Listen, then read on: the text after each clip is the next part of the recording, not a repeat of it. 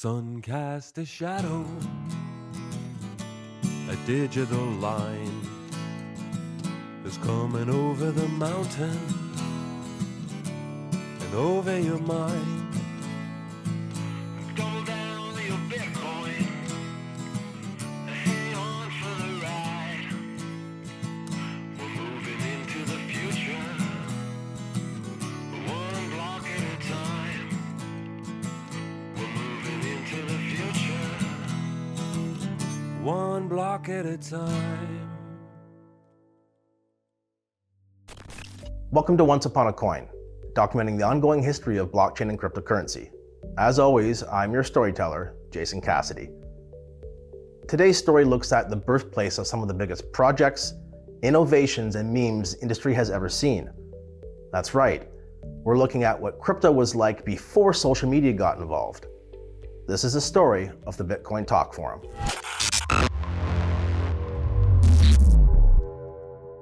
And like any good story, we should probably start at the very beginning. In the early days of cryptocurrency, there was only Bitcoin and Satoshi Nakamoto, the pseudonymous developer behind the revolutionary technology. The very first postings about Bitcoin from Satoshi took place on the SourceForge forums back in late 2008 when the white paper was first released. However, interest in the digital currency grew so fast that the conversation had to be moved to a new venue, one that was better suited to support the needs of a growing audience. Enter the bitcointalk.org forum. Now, if you've used messaging boards and forums in the past, then at least visually, the Bitcoin Talk forum looks a lot like any other online watering hole where people come together to discuss their favorite topics. Where things differ here is the content that was being discussed, because on the Bitcoin Talk forum, there were some very real, very game-changing conversations that were taking place. Conversations that would end up impacting the direction of finance and technology in ways no one could imagine. Word quickly spread that this was the place to be if you were interested in Bitcoin. And before you knew it, the forum really began to take off with all kinds of conversations revolving around Satoshi's creation. For the very first time, Bitcoin users from across the world could connect and share ideas and experiences with each other. And no matter what you wanted to talk about, there was already a conversation started up somewhere that you could join in on. You want to talk about mining? We got mining for you. What about price speculation, crypto security, wallets, or even the day that Bitcoin would reach mainstream adoption? Check. Heck, even if you wanted to geek out and discuss the blockchain, you could strike up a conversation with Satoshi himself, at least for a while. Because on December 13th, 2010, Satoshi Nakamoto logged into Bitcoin Talk for the very last time, never to be seen again. And there weren't a whole lot of clues left behind as to why the disappearing act either. Satoshi was just here one day and then gone the next. Taking a look at their final forum post doesn't reveal any obvious motives either. No, it seemed that for whatever reason, Satoshi felt that this was the time to exit stage left and let their creation do the speaking for itself. Some debate exists here, with the alternative claim being that Satoshi never actually posted on Bitcoin Talk, and thus the posts that we see under the Satoshi account were actually imported from his SourceForge account. In any case, the only thing for certain was that Satoshi was gone, and they weren't coming back. It didn't matter in the end, however, because the following that had formed around Bitcoin, thanks in large part to the forum itself, was now diverse and robust enough to continue on without the need for Satoshi at the helm. In fact, it could be argued that the creator's disappearance around this time only added to the mystery and intrigue around Bitcoin, helping spur more curiosity and community growth as a result. The fact that Satoshi disappeared off Bitcoin Talk was not only a very smart thing for them to do, it also gave the Anon vibe back to the space. So a government didn't have an individual to pick on, similar to a Ross or a Vitalik, to back Bitcoin's network. It's better left where we don't know who they are. They aren't here to punish. If we knew who Satoshi was and something happened to them, that would drastically affect the entire ecosystem. And everyone in that ecosystem now can step up, and we are all Satoshi. As time continued on, the forum kept growing in size and relevance.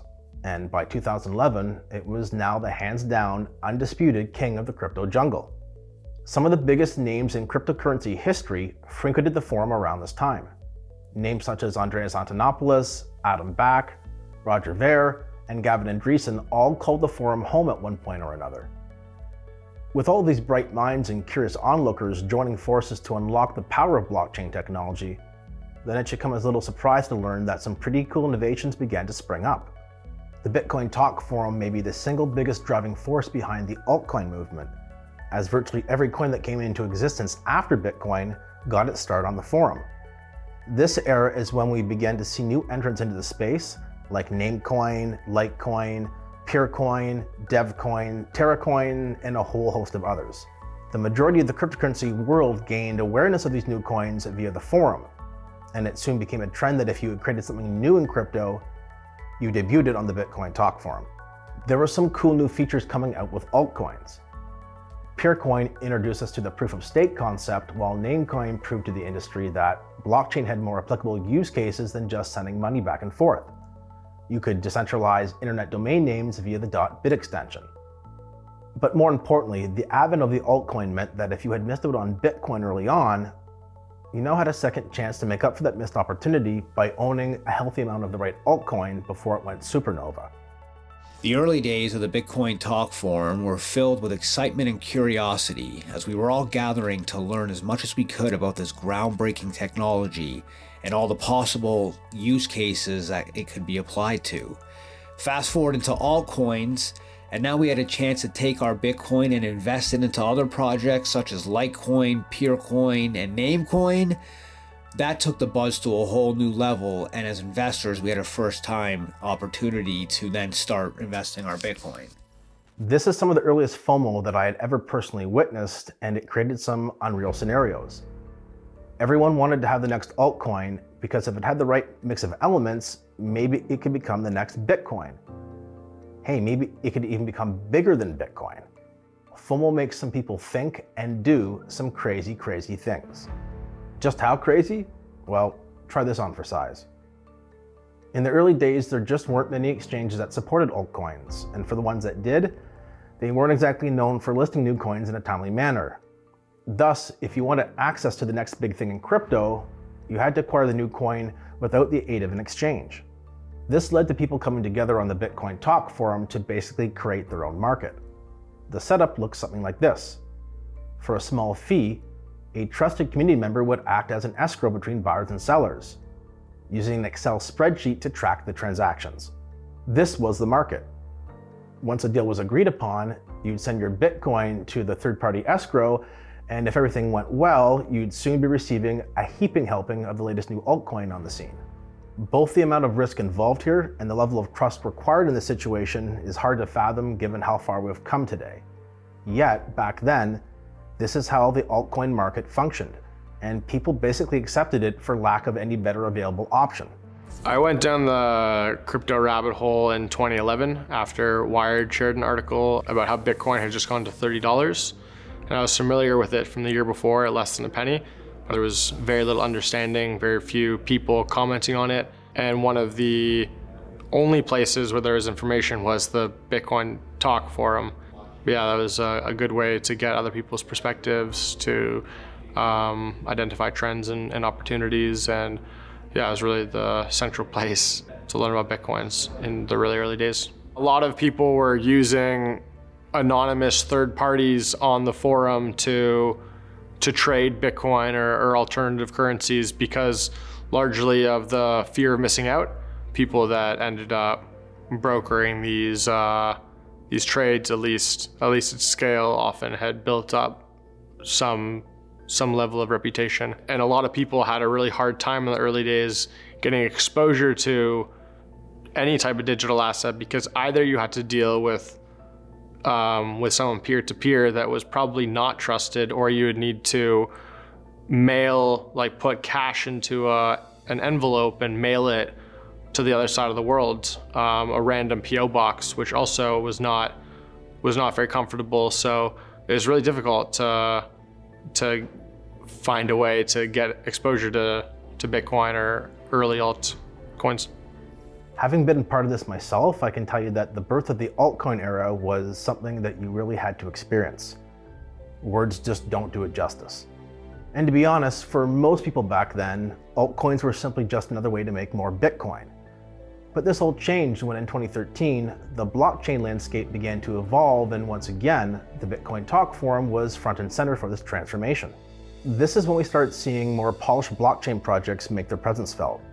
Sure, there was still the low-effort Litecoin clones popping up if you wanted to play the altcoin casino, but if you were a serious investor, there are now options available that offered something uniquely different in the blockchain space. Heavy hitters like Ripple, Dogecoin, and Ethereum all began to establish themselves as legitimate alternatives to Bitcoin. And what do these three iconic blockchains all have in common? Well, they all got their start on the Bitcoin Talk Forum.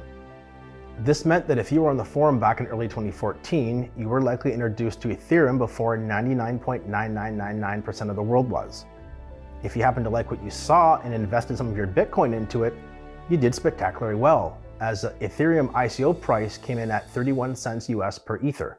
BitcoinTalk.org, I think, was one of the main drivers that got a lot of the Bitcoin community participating in the initial ETH ICO. And because of that, I believe you had a lot of the earliest adopters of crypto also getting into ETH. And so having those backers that early who understood the tech, who could help, who had a network to make things happen and start building ecosystems around that was key. Speaking of ICOs, the forum can lay claim to some unique history as well, given that it's the location of the very first ICO that took place in 2013 when Mastercoin decided to launch its own decentralized crowdfunding campaign. Bitcoin Talk can even say it helped contribute to the crypto lexicon, as on more than one occasion it has produced some legendary moments and sayings that are now enshrined in blockchain lore. It's hard to say exactly when the forum hit its peak, but as someone who's spent a lot of time there over the years, I'd say it probably reached that point sometime around 2016, 2017. Social media had grown to provide the same value that the forum offered, and with people spending so much of their time already on Facebook, Twitter, and Reddit, it was just a natural progression for crypto to carve out its own niche there. Regardless of when exactly the torch was finally passed, the forum's time as the cheers of the crypto community has now come and gone. It's still going strong though to this day, and if you know where to look, you can find some very valuable information on there. The Bitcoin Talk Forum's impact on the early days of cryptocurrency is firmly entrenched in the history books.